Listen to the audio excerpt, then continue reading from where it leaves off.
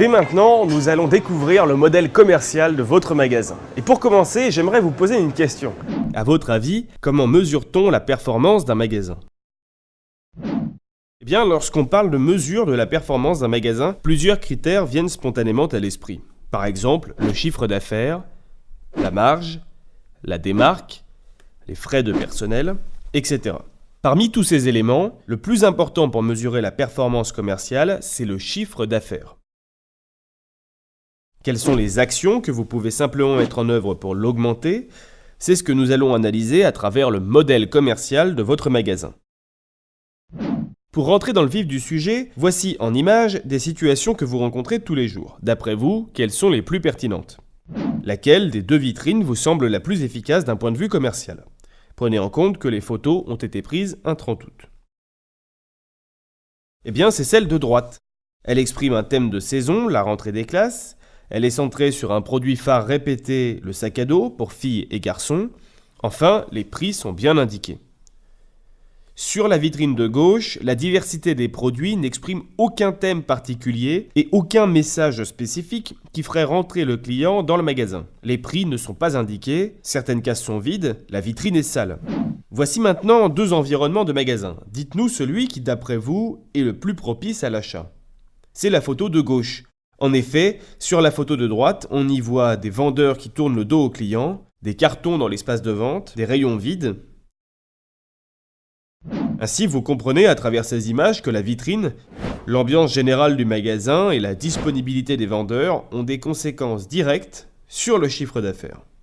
Or, vous avez les moyens d'agir pour améliorer ces situations.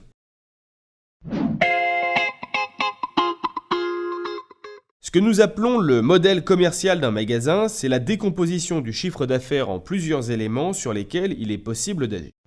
Ainsi, pour faire du chiffre d'affaires, il faut que des visiteurs du centre commercial ou des passants de votre rue entrent dans votre magasin, que ces visiteurs aient envie d'acheter et deviennent des clients, que ces visiteurs aient envie d'acheter plusieurs articles pour augmenter le panier moyen. Il y a donc 3 critères importants pour mesurer la performance d'un magasin. Combien de visiteurs il capte, c'est le taux de captation.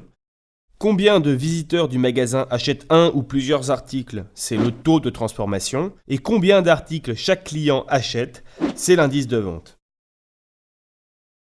Donc je reprends. Le taux de captation mesure l'attractivité de votre magasin. Plus il est élevé, plus vous aurez de visiteurs qui entrent dans votre magasin. Il se calcule en divisant le nombre de visiteurs du magasin par le nombre de visiteurs du centre commercial sur une période donnée.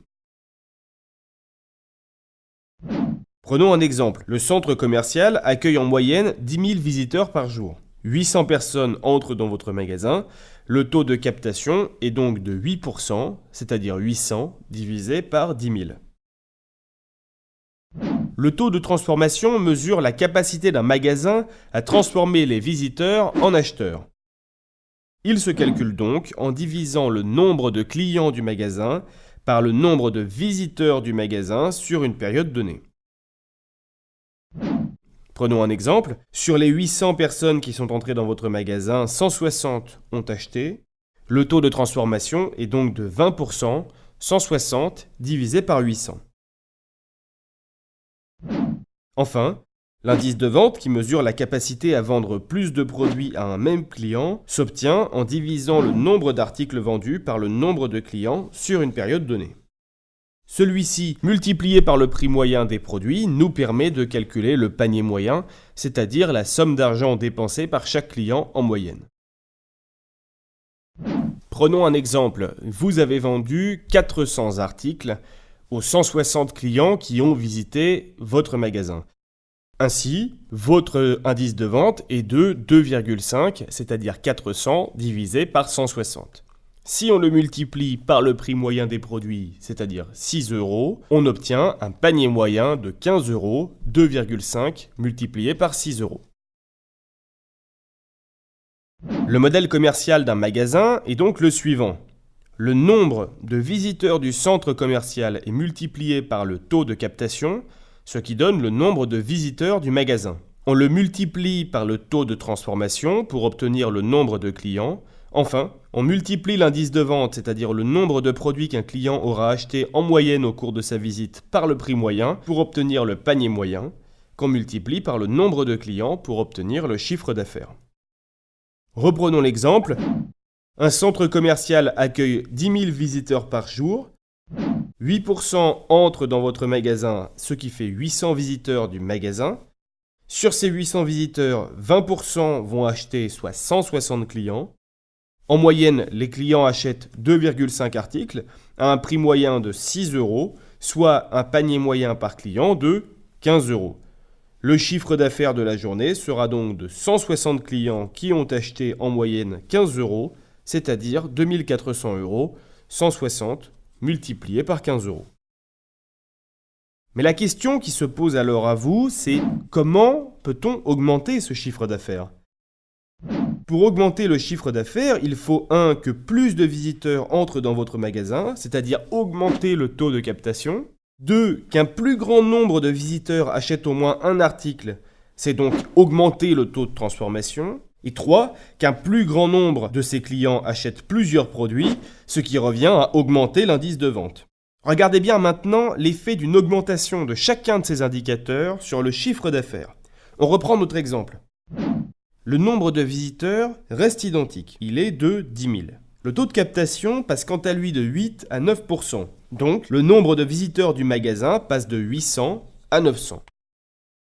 Le taux de transformation passe de 20 à 21%, donc le nombre de clients passe de 160 à 189 clients. Enfin, l'indice de vente passe de 2,5 à 2,7 et le prix moyen de l'article reste inchangé à 6 €.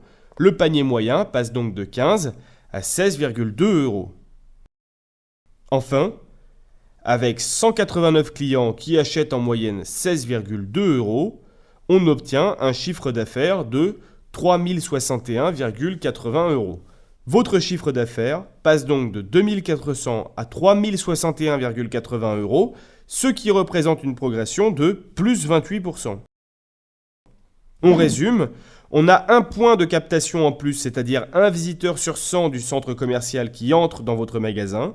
On a un point de transformation en plus, c'est-à-dire sur 100 visiteurs qui rentrent, un de plus qui achète. On a 0,2 points d'indice de vente en plus, c'est-à-dire un article de plus vendu tous les 5 clients. Ces 3 petites augmentations ont un impact global sur le chiffre d'affaires de plus 28%. Vous le voyez bien, une petite évolution de chacun de ces indicateurs a un effet de levier considérable sur votre chiffre d'affaires. Mais ne nous trompons pas, cette petite croissance des indicateurs réclame un travail continu et exigeant des équipes. Restons concentrés sur le plus 1 point de captation, plus 1 point de transformation et plus 0,2 points d'indice de vente. Maintenant, posons-nous la question ensemble de comment, au quotidien, aller chercher ces points supplémentaires. Comment puis-je faire en sorte, à mon niveau, de faire rentrer plus de clients dans mon magasin ? Comment puis-je agir pour que plus de clients aient envie d'acheter au moins un article ? Que puis-je faire pour que plus de clients aient envie d'acheter plus d'un article ? C'est ce que nous allons voir ensemble au cours des prochains modules et vous verrez que des actions simples peuvent développer la performance de votre magasin. Avant de passer au prochain module consacré au premier levier, le taux de captation, j'aimerais m'assurer que vous avez bien compris le modèle commercial et les définitions des principaux leviers de la performance. Pour cela, je vous propose des exercices d'entraînement que vous trouverez en cliquant sur Suivant et que vous devez réaliser avant le prochain module.